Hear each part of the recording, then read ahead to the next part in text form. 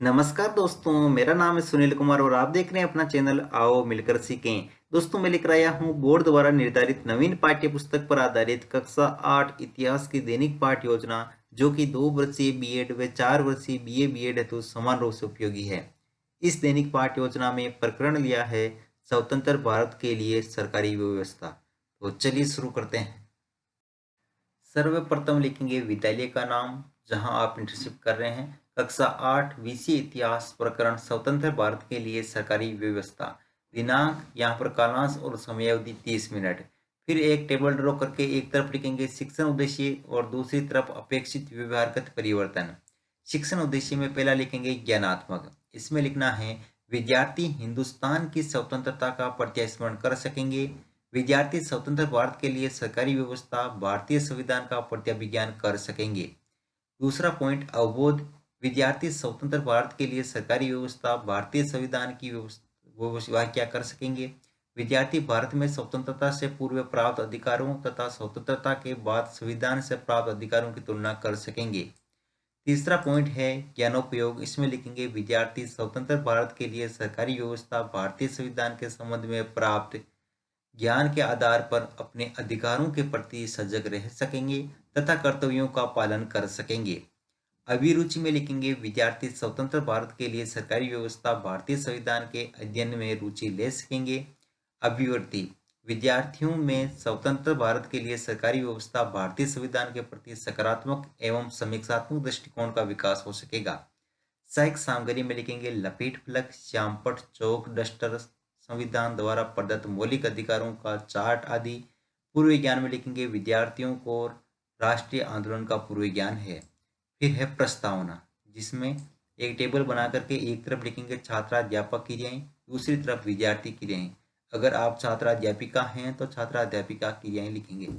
यहाँ पर first question लिखेंगे भारतीय राष्ट्रीय कांग्रेस के गरम दल के प्रमुख नेता कौन कौन थे? तो बाल गंगाधर तिलक, लाला लाजपत राय तथा विपिन चंद्र पाल। बाल गंगाधर तिलक का नारा क्या था? स्वराज मेरा जन्मसिद्ध अधिकार है और मैं इसे लेकर रहूंगा। स्वराज मिलने से क्या आशय है? देश का स्वतंत्र होना।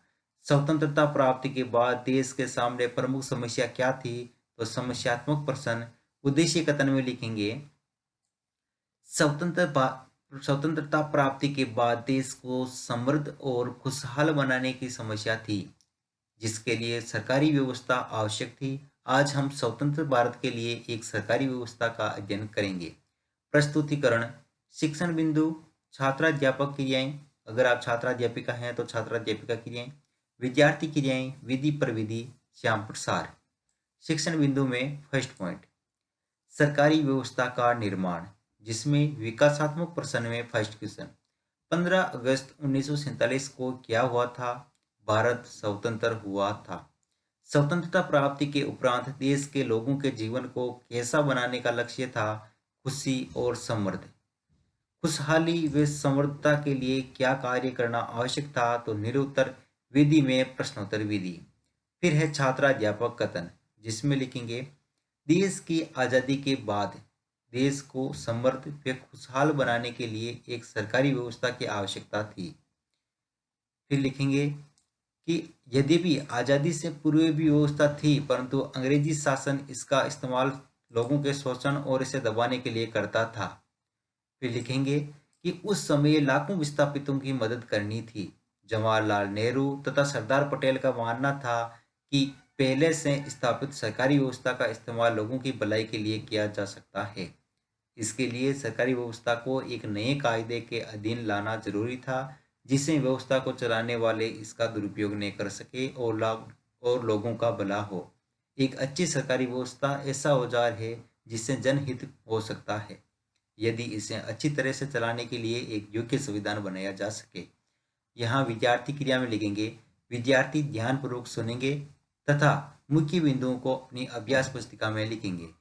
यहाँ विधि परिधि में व्याख्या विधि और यहाँ पर श्याम प्रसार में लिखेंगे सरकारी व्यवस्था का इस्तेमाल लोगों की खुशहाली तथा समृद्धि के लिए हो, इस हेतु योग्य संविधान जरूरी है।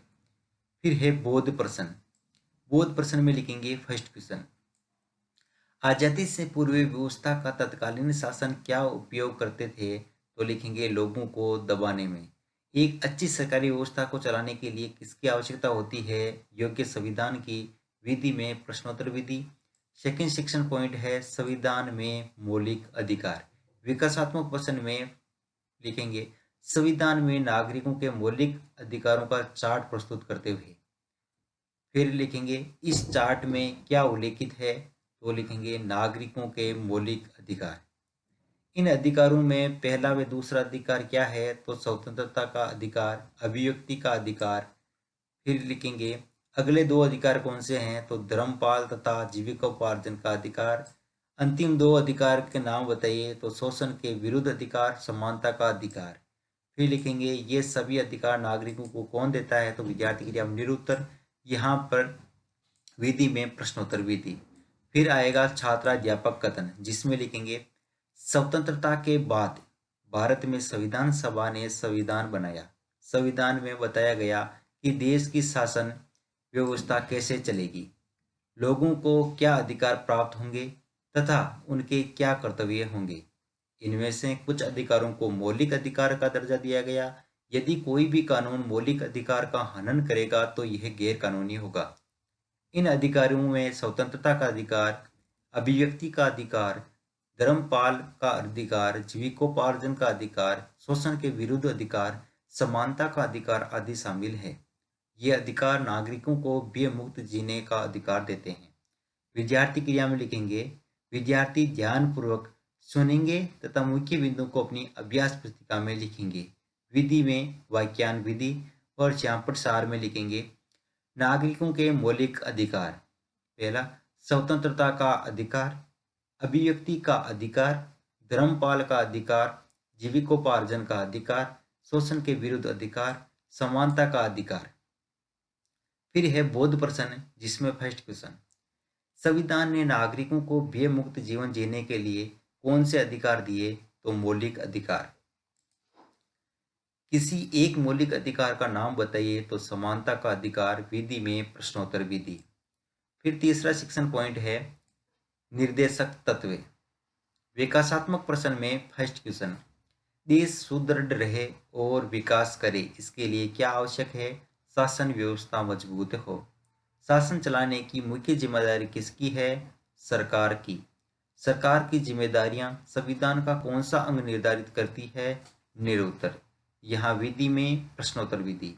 छात्राध्यापक कथन में लिखेंगे संविधान में यह भी कहा गया है कि सरकार की साधारण कामकाज के अलावा क्या क्या जिम्मेदारियां हैं। संविधान का यह हिस्सा निर्देशक तत्व कहलाता है।